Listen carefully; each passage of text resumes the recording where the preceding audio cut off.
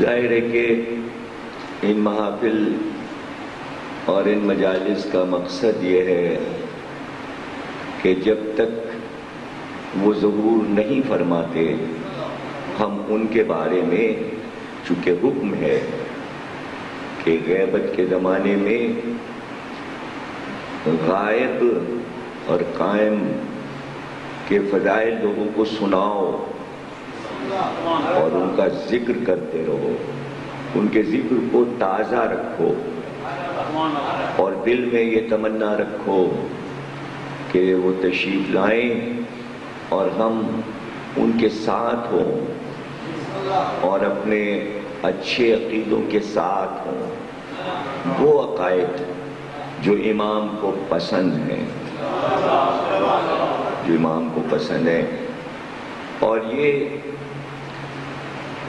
اتنا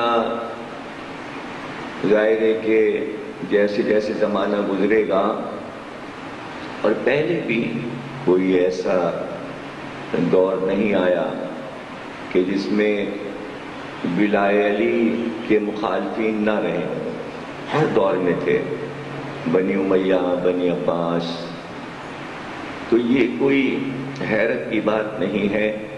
اور جیسا کہ میں نے عرض کیا کہ یہ امتحان ہے اور بات اصل میں سمجھانے کی ہے کہ اس کا مسئلہ ولایت علی کا فقہ وغیرہ سے نہیں ہے، یہ مسئلہ فروع دین سے متعلق نہیں ہے، ولایت علی کا تعلق علماء سے نہیں ہے، مجتہدین سے نہیں ہے، یہ اصول دین کا مسئلہ ہے، یہ ہر مودت رکھنے والے کا مسئلہ ہے، یہ توحید کا مسئلہ ہے۔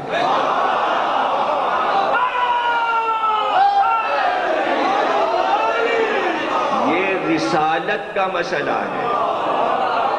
جب تک آپ ولایت علی پر مستحکم نہیں کریں گے اپنے بچوں کو، اس کے سمجھ میں رسالت نہیں آئے گی، توحید نہیں آئے گی۔ ایک لفظ اللہ کا نہیں سمجھ سکتا جب تک کہ وہ ولایت علی میں کامل نہ ہو جائے۔ اور جو لوگ یہ کہتے ہیں کہ اللہ اور توحید کی بات کرو، تو میں ان سے یہ پوچھتا ہوں کہ اللہ کس نے بتایا؟ توحید کس نے سمجھایا؟ جو کہتے ہیں کیا توحید اس پر اتری؟ نہیں، بلکہ یہ مولا علی کے لیے بڑے بڑے، یعنی بہت بڑا آدمی ہے، ابن ابی الحدید معتزلی، معتزلہ فرقے کا امام ہے وہ، اور اتنا قابل تھا کہ جس کتب خانے میں اس نے بیٹھ کے کام کیا، لاکھوں کتابیں تھیں، پھر اس نے 23 جلدوں میں نہج البلاغہ کی شرح لکھی، تشریح لکھی مولا علی کے خطبوں کی، اور وہ دیوانہ تھا مولا علی کا، لیکن اس کتاب کا پیشلگ اس نے 2.5 صفحے میں لکھا، اور 2.5 صفحے میں وہ سب کچھ لکھ دیا جو مولا علی کے بارے میں حیران ہو جائے انسان۔ اور اس کا پہلا جملہ اس نے یہ لکھا کہ سورج کو ہتھیلی سے نہیں چھپایا جا سکتا، علی وہ سورج ہے جسے آپ ہتھیلی سے نہیں چھپا سکتے۔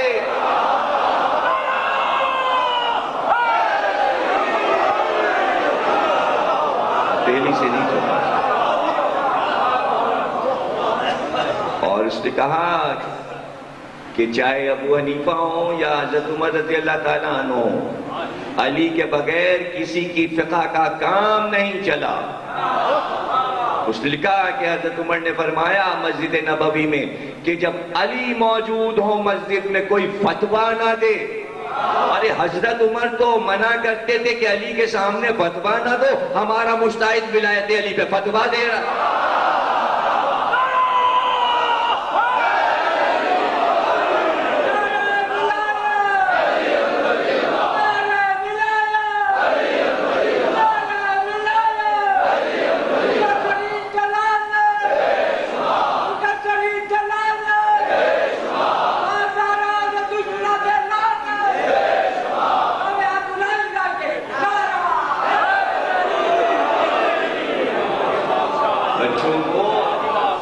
بچوں کو یہ بات سمجھائیں، یہ مسئلہ 250 سال پہلے ہوا، یہ جو آج چلا نا یہ والا ولایت علی تو غدیر خون سے پہلے سے دعوت ذوالعشیرہ اسلام شروع ہوا اور ولایت علی شروع ہو گئی، وہیں سے شروع ہو گئی۔ رسول اللہ نے اعلان کر دیا کہ بس جو ہماری مدد کرے گا وہی ہمارا وسیع، ولی، خلیفہ، وزیر ہے، اس کے بعد کوئی گنجائش بحث کی ہے ہی نہیں۔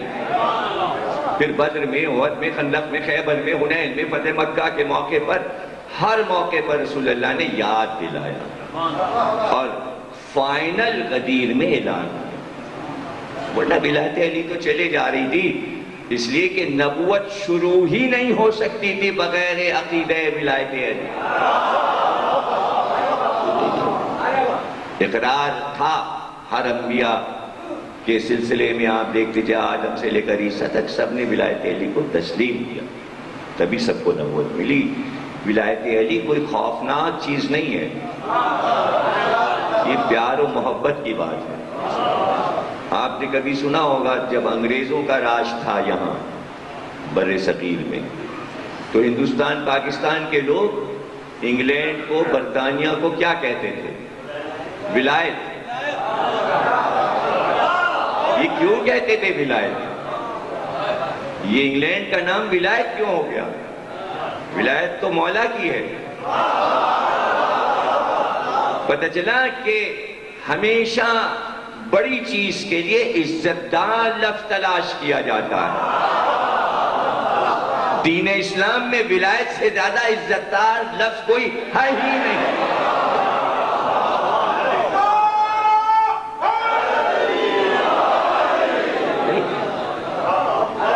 تو جو لوگ کہتے ہیں ولایت کے معنی حکومت نہیں ہے، وہ انگریزوں سے پوچھ لیں کہ انہوں نے اپنے آپ کو ولایت کیوں کہلوایا۔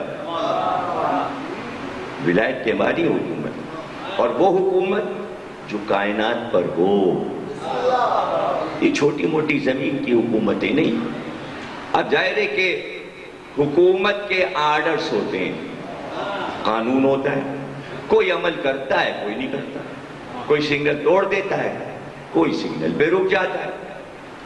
تو جو توڑ رہا ہے، اب ظاہر ہے کہ اسے قانون توڑتے نہیں دیکھا لوگوں نے، لیکن اگر دیکھ لیا تو پکڑ بھی لیا جائے گا اور چالان بھی کٹے گا۔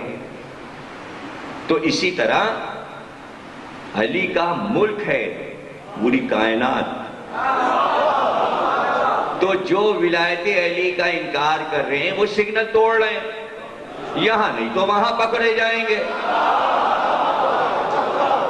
جو قانون ہے اس پہ عمل کرنا پڑے گا، اسلام کا قانون ہے، اس پہ آپ کو چلنا ہے، نہ مانے تو نہ مانے، نہ مانے۔ یہ مسئلہ کہ جو بحث میں آ گیا مسئلہ، وہ اس وجہ سے آ گیا، اس کو سمجھنے کی بات ہے کہ 200-250 برس پہلے جب مغل حکومت کا آخری دور تھا، تو محدث دہلوی جو دہلی میں رہتے تھے، انہوں نے کتاب لکھی تحفہ اثنائے عشریہ، یعنی انہوں نے شیعوں کو ایک تحفہ دیا۔ اس کتاب کا نام ہے شیعوں کے لیے تحفہ۔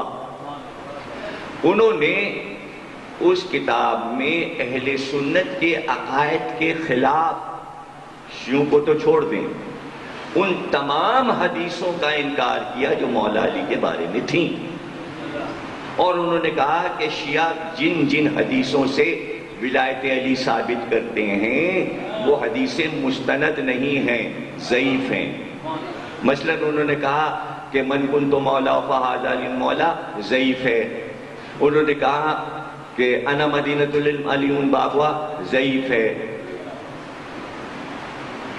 موسیٰ اور ہارون کی حدیث کہ میں مثل موسیٰ تم مثل ہارون، ضعیف ہے۔ منطق تیر جو کہ حدیث تیر ہے کہ جس میں رسول اللہ نے بھنے ہوئے تیتر کو دیکھ کر تمنا کی کہ پروردگار جو تیرا سب سے عزیز بندہ ہے اس کو بھیج دے، تو تمام صحابہ جو کہ موجود ہیں وہ کہتے ہیں کہ اس وقت علی نے دق الباب کیا، اور پھر جب علی آئے تو رسول اللہ نے کہا میں نے اللہ سے دعا کی تھی اپنا عزیز ترین محبوب ترین بندہ بھیج دے جس کے ساتھ میں یہ کھاؤں تو اسے حدیث طیر کہتے ہیں. اس کا بھی انکار کر دیا. اس طرح تمام حدیثوں کا علی میں اور علی ایک نور سے ہیں اس کا بھی انکار کر دیا. تو جب انکار کیا جو کہ اہل سنت کے عقیدے میں بھی حدیثیں موجود تھیں اور وہ مانتے تھے، تو چونکہ شیعہ سنی اور تمام فرقوں کو انہوں نے خلفشار میں ڈال دیا مولا کی فضیلتیں گھٹا کر، یعنی قصر کی. وہ بہت بڑے مقصر تھے اپنے دور کے. تو اس کے جواب میں دونوں بادشاہوں نے، یعنی سنی بادشاہ اور شیعہ بادشاہ، بہادر شاہ ظفر اور اودھ لکھنؤ کے بادشاہ واجد علی شاہ، دونوں نے علماء سے اپیل کی کہ اس کتاب کا جواب لکھیں. اور یہ جو آپ دیکھتے ہیں کہ ارج المطالب اور یناج البودت، امرتسر کے سنی علماء نے یہ کتابیں لکھی. حیدرآباد دکن جو کہ سنی حکومت تھی سب نے جواب دیا. اہل سنت علماء نے اس کتاب کا کہ یہ غلط ہے، یہ سنی عقیدہ نہیں ہے، ہم مولا علی کی ساری فضیلتوں کو مانتے ہیں. تو پھر شیعہ علماء نے بھی کئی 100 جلدیں جواب میں لکھی. جو سب سے بڑی کتاب لکھی گئی اس کا نام ہے اباقات الانوار، اور 4 پشتوں نے اس کتاب کو لکھا. سب سے پہلے سید قلی صاحب نے لکھا، پھر ان کے بیٹے سرکار حامد حسین صاحب قبلہ نے لکھا، پھر ان کے بیٹے سرکار ناصر ملت نے، پھر ان کے بیٹے سید الملت. 4 پشتوں نے اس کا جواب دیا اور ایک حدیث پر 20 جلدیں لکھی.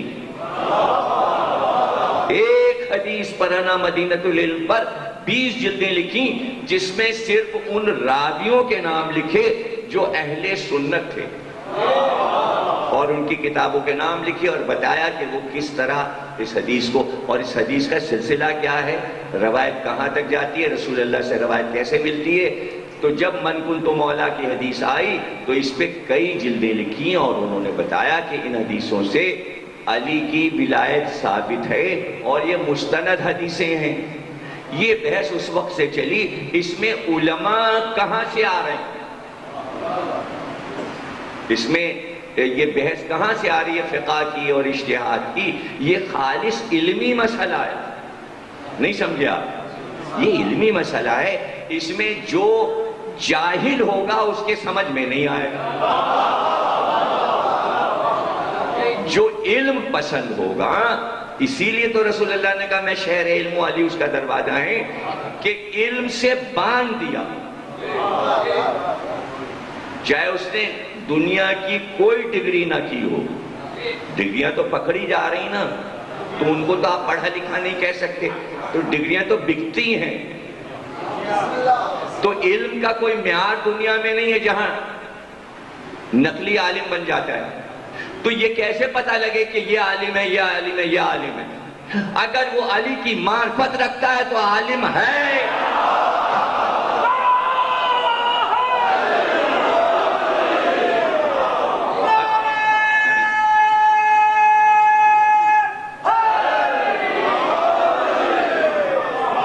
اور اگر وہ ذرا سے بال برابر بھی علی کی مخالفت کا سمجھ جائیے جاہل ہے، اور جواب جاہلاں خاموشی باشا. کوئی ضرورت نہیں آپ بحث کریں جب تک آپ کے برابر کا عالم نہ سامنے بیٹھا ہو. کبھی گفتگو نہ کریں، اس لیے کہ یہ سارے خالص علمی مسائل ہیں اور آپ کے اوپر کوئی حجت نہیں ہے کہ آپ تبلیغ کرو. معاشرے میں خلفشات کی ضرورت نہیں ہے. ہاں مجلس میں سنیے، ہاں اگر 10 لوگ بیٹھے ہوں گھر میں اپنے بچوں کو بتائیے. وہاں کوئی گھر میں نہیں آئے گا، آپ کھانا کھا رہے ہیں، دسترخوان بچھا ہوا ہے، دسترخوان اٹھے، بچے بیٹھے، سونے سے پہلے بچے بیٹھے، آپ انہیں ولایت علی بتا دیجئے. وہاں نہ مجتہد آئے گا، نہ فقیہ آئے گا، نہ کوئی آپ کو بتانے آئے گا، نہ پولیس آئے گی، نہ تھانہ آئے گا. آپ کو منع کیا ہے کسی نے کہ آپ اٹھتے بیٹھتے اپنے بچوں کو بتائیے.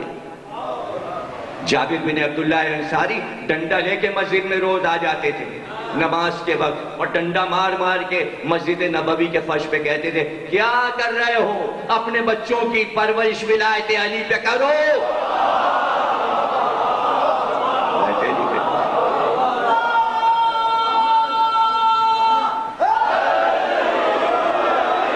بچوں کی تربیت ولایت علی پہ کرو۔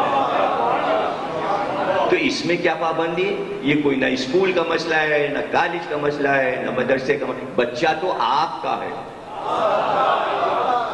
ماں اور باپ کا فریضہ ہے کہ وہ گھر میں پکا کر دیں بچے کو ولایت علی میں۔ اب وہ کہیں بھی جائیں تو اس کا عقیدہ ہلائے سے نہ ہلے، پہاڑ کی طرح جانے دو، اور ماں باپ کی بتائی بات بچے کے دل میں اتر جائے، بچپن میں اتر جاتی ہے۔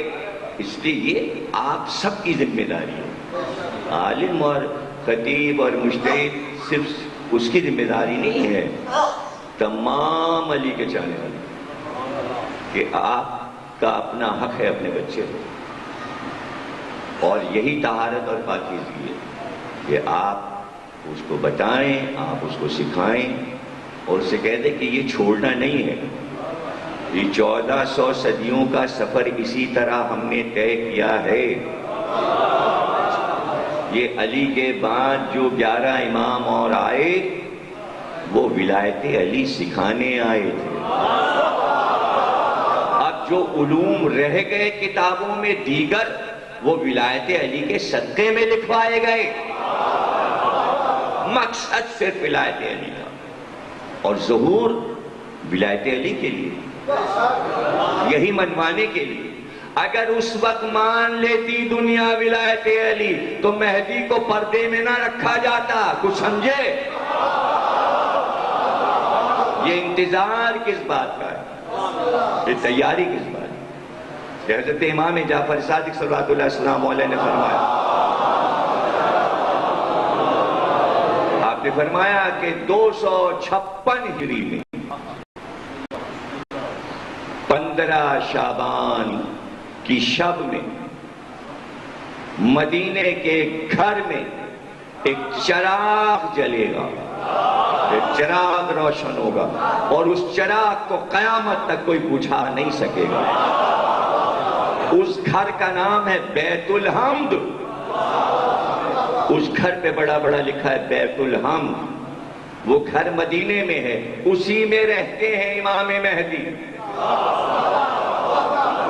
اور کوئی پوچھے ہم مدینے جاتے ہیں ہمیں تو نہیں نظر آتا، تو ہم اس سے پوچھیں گے جنت تو قرآن میں ہے، نظر آتی ہے؟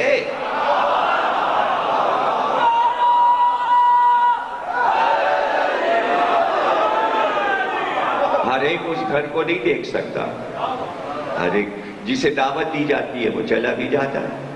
اور چونکہ 11ویں امام کا خط ہے بیٹے کے نام، جو آخری خط وصیت نامہ لکھا، اس نے فرمایا کہ کسی ایک شہر میں نہ رہنا۔ فرزند سے کہا تمہیں ہر جگہ جانا ہے تو مسلسل امام ہجرت میں رہتے ہیں۔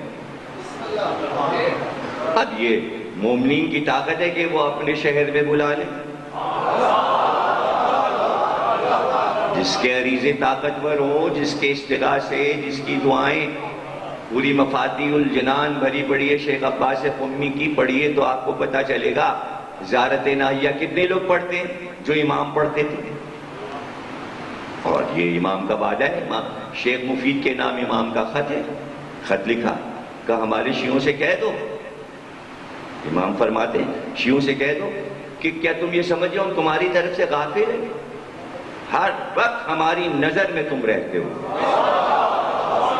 جملہ سنیے جو شیخ مفید کے خط میں امام زمانہ نے لکھا، فرماتے ہیں یہ سمجھ لو اگر ہماری توجہ نہ ہوتی تو روئے زمین پر تمہارا وجود مٹ چکا ہوتا۔ یہ ہم ہیں کہ اپنی نگرانی میں تمہیں لیے ہوئے ہیں، اور جس وقت تم پر کوئی بڑی بلا آنے والی ہوتی ہے تو اس کا رخ ہم موڑ دیتے ہیں۔ کسی بستی میں تم ہو، کسی شہر میں ہو، کسی ملک میں ہو، ہماری نظر میں ہو، ہماری نگرانی میں ہو۔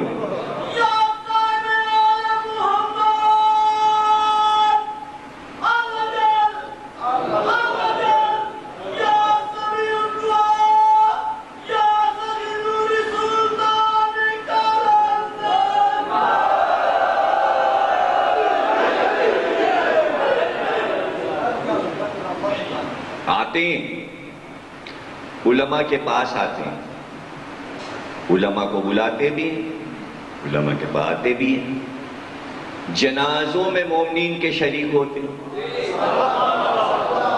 طاقت نہیں ہے کہ ہم پہچانیں، مومنین کے جنازوں میں شریک ہوتے ہیں، علماء کی قبروں پر آتے ہیں۔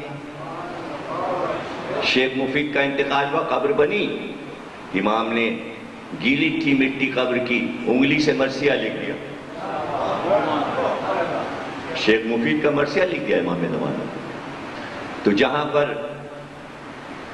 امام کی آمد ہوتی ہے کہ مومنین سے زیادہ ملاقات ہو، وہ حج کا زمانہ ہے۔ حج ہو ہی نہیں سکتا اگر امام زمانہ کعبے میں نہ آئے، حج شروع نہیں ہو سکتا۔ حدیث مبارک ہے کہ حجر اسود پر پہلا ہاتھ جو پڑتا ہے حج کے زمانے میں وہ امام مہدی کا ہوتا ہے۔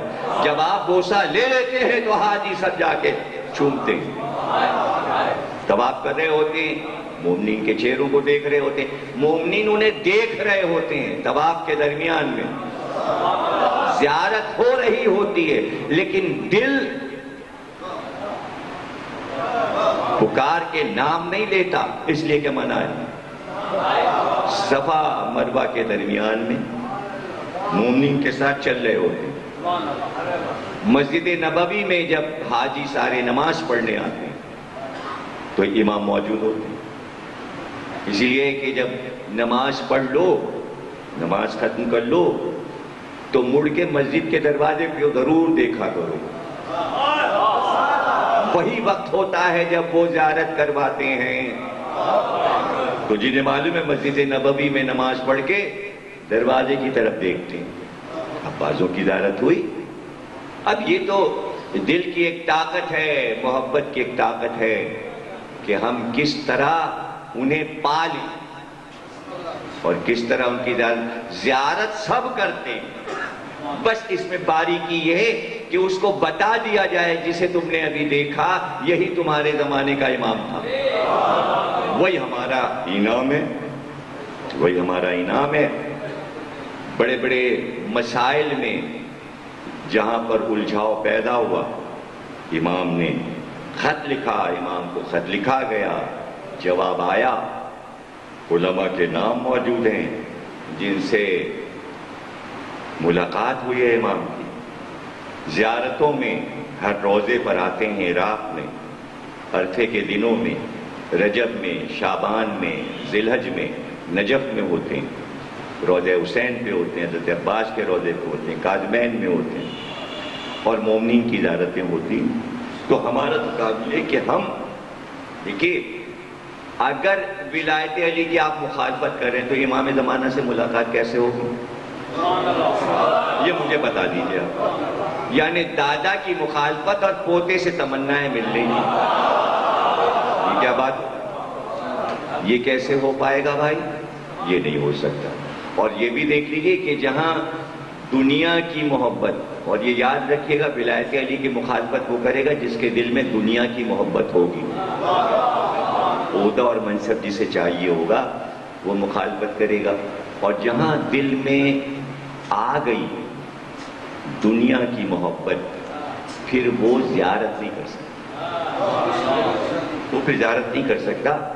1958 کا قصہ ہے جو نیو یارک ٹائمز نے چھاپا، امریکہ کے سب سے بڑے اخبار نیو یارک ٹائمز نے چھاپا کہ نیو یارک کے ساحل پہ ایک جہاز آ کے رکا، سفید رنگ کا، اور ایسا جہاز کسی ملک کا نہیں، اتنا ڈیسنٹ خوبصورت بنا ہوا۔ اس سے چند لوگ اترے اور وہ مارکیٹ میں گھومتے ہوئے اس مارکیٹ میں آئے جہاں کفن بکتے ہیں۔ نیو یارک میں ایک ایسی دکان ہے کہ جہاں دنیا کے ہر مذہب کا کفن مل جاتا ہے، ہر ملک کا کفن مل جاتا ہے۔ وہ وہاں پہنچے اور انہوں نے مسلم کفن طلب کیا۔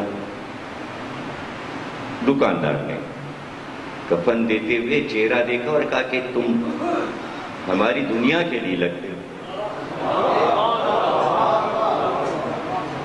تم تم چہرے سے اور بات چیت سے کچھ انوکھے لگ رہے ہو، کہا ہم تمہارے ملک کے نہیں، ہم جزیرے سے آئے ہیں، اس علاقے کا تعلق تمہارے ملک سے نہیں ہے۔ تو کہا کہ وہ وہاں کس کی حکومت ہے؟ کہا وہاں امام مہدی کی حکومت ہے۔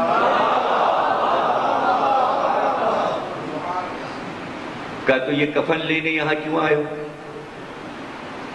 کہا ہم کسی بھی ملک سے سودا خرید سکتے ہیں، قرآن یہاں کا نکلا تو ہم یہاں آ گئے، ایک مومن کا انتقال ہوا ہے، اس کے لیے کفن لینے آئے۔ کہا تو جہاں تم رہتے ہو وہاں کی سیر ہم کر سکتے ہیں؟ کہا کہ بغیر اجازت وہاں کوئی جا نہیں سکتا۔ کہا ہم ساحل تک تمہاری سواری دیکھنے چلیں گے، اور اگر تم وہاں سے اجازت نامہ ہمارے لیے منگاؤ تو ہم بھی چلیں، تمہارے امام کو دیکھیں۔ ان کا یہاں ٹھہر جاؤ، انتظار کرو۔ وہ جہاز پہ سوار ہوئے، جہاز غائب ہو گئے۔ تھوڑی دیر کے بعد پھر جہاز واپس آیا، کہا ہم نے تمہاری عرضی پہنچا دی تھی۔ جواب یہ ہے کہ جب تم اپنی دکان سے چلے تو صابن کی بھٹی تمہاری جو تھی، لائٹ کا جو انتظام تم نے کیا تھا، تو تم یہ ڈر رہے تھے کہ ہیٹ زیادہ نہ ہو جائے اور دکان میں آگ نہ لگ جائے۔ پورے راستے تم دنیا سوچتے ہوئے آئے، زبان سے تم کہہ رہے تھے ہمیں لے چلو، اور دل میں تھی دکان کی محبت، اس لیے تم وہاں جا نہیں سکتے، اس لیے تم جا نہیں سکتے۔ اور جا کے دیکھو دکان میں آگ لگ گئی۔ پتہ چلا جس کے دل میں دنیا کی محبت ہے اور امامت سے انکار کر رہا ہے، سوا آگ کے کیا ہے؟ یہاں بھی آگ، وہاں بھی آگ۔ تو اس طرح کے واقعات ہوتے رہتے ہیں اور امام گزرتے رہتے ہیں، اور کہتے یہ ہیں کہ جس آبادی سے گزر جائیں اگر وہ ریگزار بھی ہے تو وہاں سبزہ ہو جاتا ہے، اس لیے کہ امام کے ساتھ ہر وقت جناب خضر رہتے ہیں، اور ان کا بھی یہی موجودہ۔